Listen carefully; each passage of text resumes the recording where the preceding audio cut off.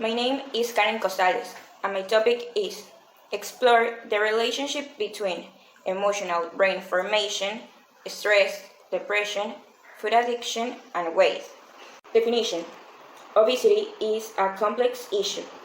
Stress, depression, and food addiction are several psychological conditions that can accompany an obesity diagnosis. Eating disorders are serious mental health conditions. They involve serious problems about how you think about food and eating behavior. You can eat much more than you need. Eating disorders are medical conditions that affect the body's ability to obtain proper nutrition. Also, the basis of the therapeutic approach must be psychological, and psychiatric nutritionists, endocrine doctors, personal trainers, social workers, among others, must participate in the optimal treatment. For those suffering from depression or feeling as if you are becoming depressed, your diet can be a large contributing factor in your mind's fight for happiness, as indicated from a recent study done by researchers at Deakin University in Australia. The study consisted of 67 men and women with moderate to severe depression who had relatively unhealthy diets, grading each participant's mood on a scale of 0 to 60. Researchers put half of the recruited subjects on a modified Mediterranean diet, better known as a ModiMed diet. After a 12-week study, researchers saw an average of an 11-point improvement, with 32% lowering their mood scores so low they no longer met the criteria for depression. At this point, you may be questioning how little they had to eat to feel better. After all, it is a diet. The wonderful news? Calories were not restricted. The participants ate to their heart's content. So what did they eat to get happier, and what on earth is a ModiMed diet? The ModiMed diet encourages foods such as whole grains, fruits, vegetables, low-fat dairy, lean red meat, fish, eggs, and olive oil. Subjects had a maximum 2 sugar-sweetened beverage per week and maximum 2 alcoholic drinks per day. Although that sounds brutally difficult to follow, especially that last part, surprisingly, the diet cost 19% less than standard unhealthy diets and was much easier to stick to, with 31 out of 33 participants making it all the way to the end of the study. What is so special about the ModiMed diet? It incorporates more healthy ingredients such as olive oil and nuts, while removing harmful and unhealthy foods such as processed meats and refined carbohydrates. The diet is specific enough to limit sweets and processed foods while being broad enough to encompass all food groups. The incorporation of little processed oils that are high in essential omega fatty acids also aids in improving mood, especially because omega fatty acids cannot be produced by our bodies. The only source is food.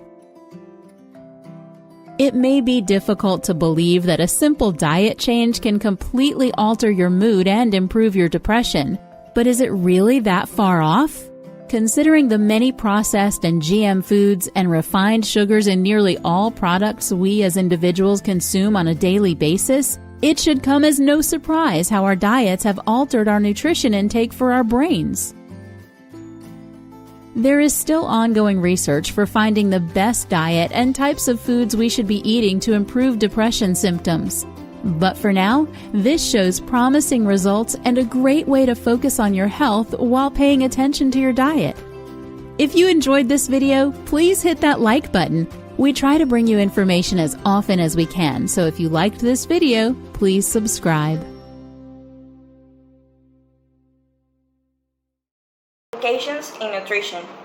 Psychological disorders encompass a variety of conditions. Several of these conditions can result in a decreased quality of life. Some examples of these psychological disorders include binge eating disorder, bipolar and manic depressive disorder, and generalized anxiety disorders. An increased risk of developing major depression, bipolar disorder, and panic disorder has recently been associated with obesity. Studies have also established an association between obesity and binge eating disorders. In this morning's Health Watch, junk food, they don't call it junk for nothing. And it isn't just staying trim. Junk food can also make you depressed, it turns out. Kind of surprising. According to a new study, people who regularly eat commercial baked goods like donuts and croissants or fast foods like pizza, hamburgers, and hot dogs, they're at a higher risk for depression. And CBS This Morning contributor Dr. Holly Phillips is here to explain the link between bad moods and bad foods. Good morning to you. Good morning. Isn't it unfortunate, right? It's Everything unfortunate. delicious we find out has some problem. It was stunning to me the amount of problem here that half the participants in this study have depression and it's linked to these bad foods. The numbers were really, really shocking. The way they did the study, they took 9,000 people. At the beginning of the study, none of them had depression. None of them were on antidepressants. And they looked at them for 6 years. And they had them report exactly what they ate, whether it was fast food, whether it was how much sweets, how much good food and vegetables, etc. It turns out people who ate the highest amount of fast food had a 51% greater chance of suffering from clinical depression than those who had the least.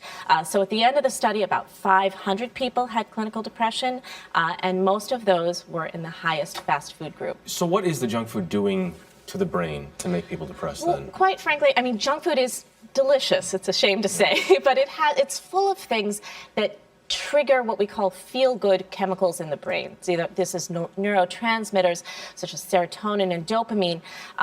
Fatty foods, salty foods, sweet foods, and foods that have chemicals designed to make them delicious, like MSG, really trigger the release of these feel-good hormones. The problem is it's a quick release, and then you get a crash afterwards. It's not a sustained, nutritious effort that makes our brains feel this way. So what do we do? I mean, what is the anti-junk food in this case then? Well, there are foods that have been linked with maintaining good mood or even preventing depression. Pretty much anything that you would find in the Mediterranean diet. So things that are rich in omega-3 fatty acids, those are good fish like salmon and mackerel. Things high in antioxidants, any colorful fruit and vegetable will do it. And a mineral called selenium has also been linked through previous research to help to ward off depression. You find selenium in beans and nuts. But unfortunately, the fast food and sweets won't do it. All right. Well, Dr. Holly Phillips, we really appreciate it. Thank you.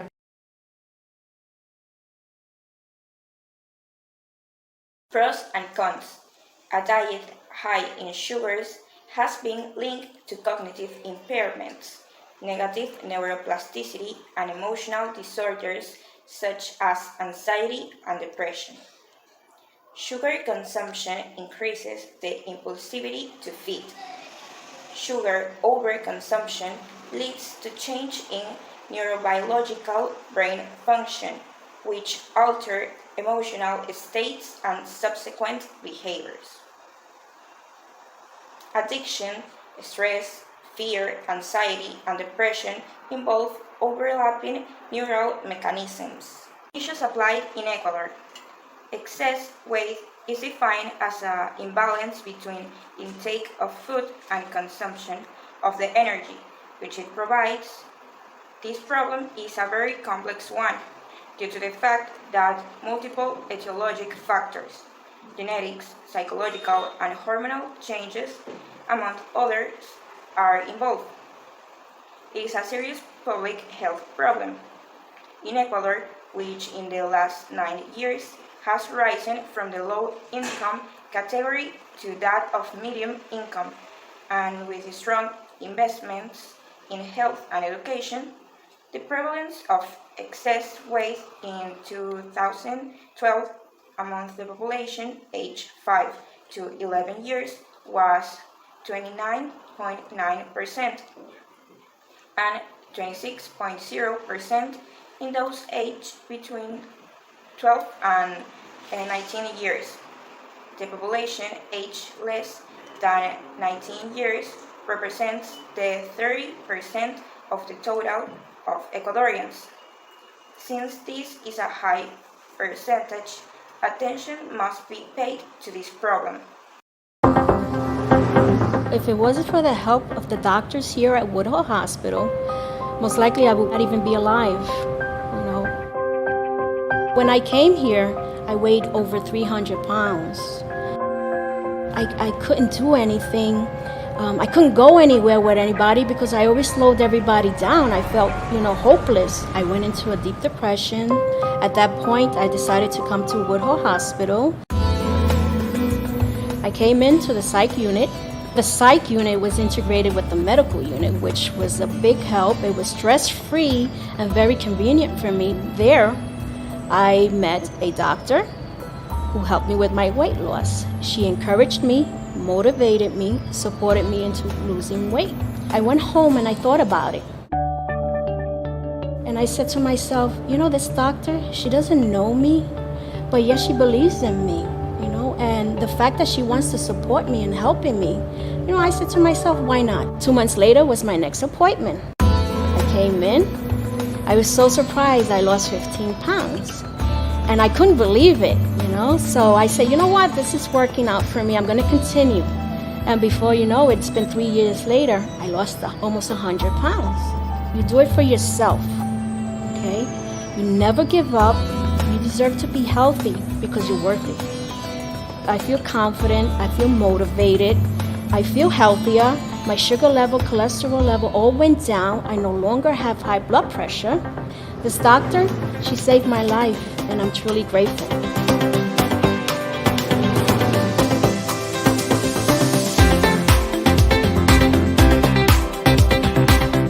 Conclusion. In conclusion, food intake is complex due to the influence of several factors. The influence of food choice includes biological determinants of hunger, appetite, and taste. Besides these, other factors of cost, income, and availability also influence food choice. Other determinants of social and psychological factors of mood, stress, and emotion also play a critical role in food choice. Many people find it hard to stop eating a particular food, even though they are not hungry. Such behaviors activate the brain reward center and alter the brain structure. The repetitive eating of comfort foods rich in carbohydrate, high fats, and sugar leads to obesity.